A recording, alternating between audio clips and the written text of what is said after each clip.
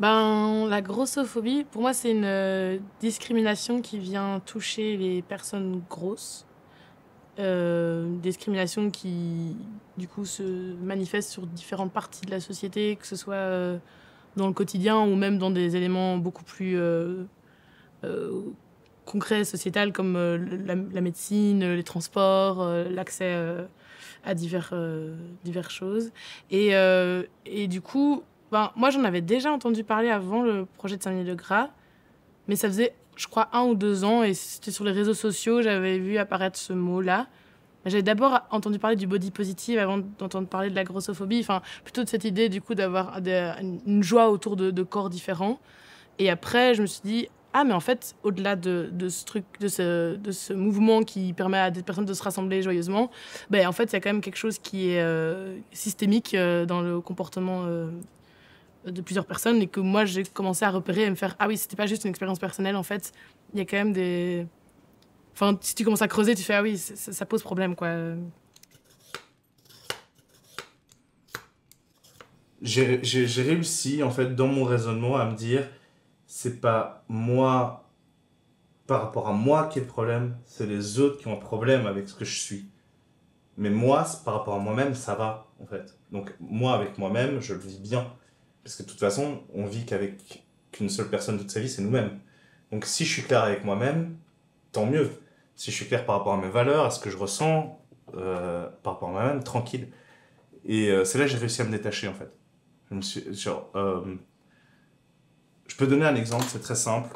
À l'époque, quand je marchais dans la rue et qu'on me reluquait de haut en bas en regardant mon nombril, parce que j'ai mon bourrelet, et ben, j'aurais baissé la tête. Maintenant, quand on me fait ça actuellement dans la rue, hein, c'est encore arrivé hier quand je suis allé au taf, j'ai plutôt tendance à sourire en mode ça te dérange. Je souris à la personne et du coup moi-même je regarde la personne de haut en bas ou alors je fais c'est fou, c'est bon quoi. Mais c'est l'autre qui me dérange, c'est pas moi par rapport à moi-même. Donc c'est là que j'ai réussi à me détacher.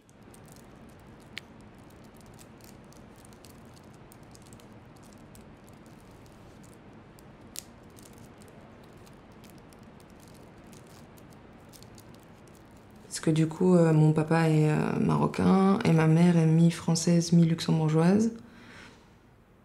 Et que dans les deux familles, genre, le rapport au corps est vraiment très, très, très différent. Au corps de la femme, c'est vraiment genre... Enfin, la femme dite femme, donc femme cisgenre. Euh, c'est très différent. Et ici, par exemple, j'ai beaucoup senti ce truc de... la minceur, c'est vraiment quelque chose de... T'es en bonne santé quand t'es mince. Tu... Ouais, c'est genre... C'est l'idéal, tu vois. Et dès que t'es pas mince, bah, y a un problème. Là-bas, ce que j'ai ressenti, et c'est un ressenti parce que je peux pas le généraliser, mais en tout cas, ce que j'ai ressenti, c'est que quand t'es pas mince, ça veut dire que t'es en bonne santé. Ça veut dire que t'as les moyens de manger. En tout cas, dans ma famille qui vient de Casablanca et d'un des pays les plus... des quartiers les plus populaires, donc des quartiers très pauvres. Et là, c'est vraiment, bah... plus t'es grosse, plus t'es en bonne santé, et plus en tant que femme cisgenre, tu pourras enfanter. Donc plus t'es potable, quoi.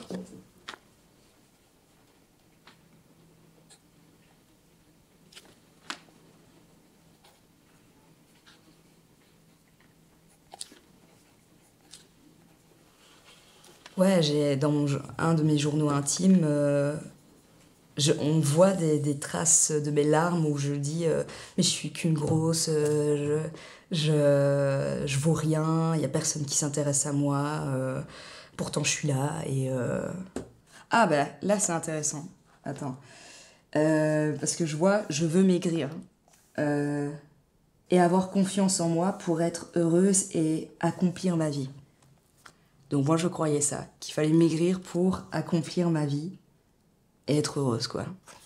C'est fou. Et on voit de plus en plus que j'écris de plus en plus fort aussi, avec la colère. Et c'est bizarre, mais à chaque fois je termine, on voit les moments de colère, et après tu vois que je me dis, mais de toute façon je suis forte, je vais quand même y arriver. Et donc du coup l'écriture me permettait quand même de lâcher mes émotions, et je crois qu'à ce moment-là, pas manger aussi. Du coup, pas tomber dans ce truc-là. peut-être qu'on peut commencer par ça, savoir... Enfin, c'est quoi le nœud, le cœur, le tout début du projet? Qu'est-ce que tu te rappelles comme sensation? Tu vois, si t'avais J'avais eu, quelques années avant, l'envie de dire à tout le monde en fait, arrêtez d'être sur mon dos parce que c'est insupportable. Mentalement, c'est insupportable de devoir tous les jours penser à maigrir. Tous les jours, à chaque fois que je mange, à chaque fois que je pense à manger, à chaque fois que je ne mange pas, je me dis ah mais c'est bien, j'ai pas faim comme ça. Donc voilà, donc j'avais déjà envie de dire stop à tout ça il y a quelques années, sans avoir entendu le terme grossophobie, en me disant bah tant pis en fait, je vais rester faible, tant pis, mais en fait j'y arrive plus quoi, mentalement j'en peux plus qu'on me parle de ça tous les jours. Et donc j'avais déjà mis un stop.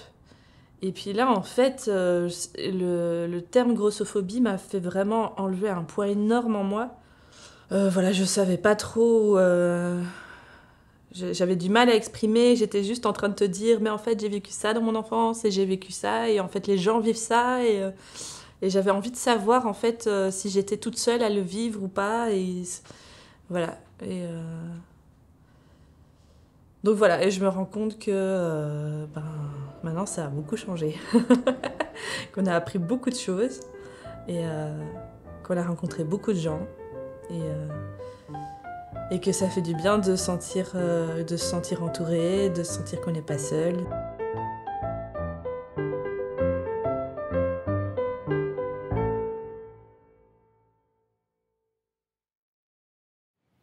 Ok, et toi, le message de toi au monde? Le message de moi au monde. Que les gens entendent, s'il y a une chose que tu aimerais que les gens comprennent ou entendent, c'est ça? Essayons de se donner de l'amour, en fait. Je pense que c'est ça la base, que ce soit des rapports au corps ou des blocages qu'on a. C'est très con, mais aimons-nous. Aimons-nous et aimons-nous.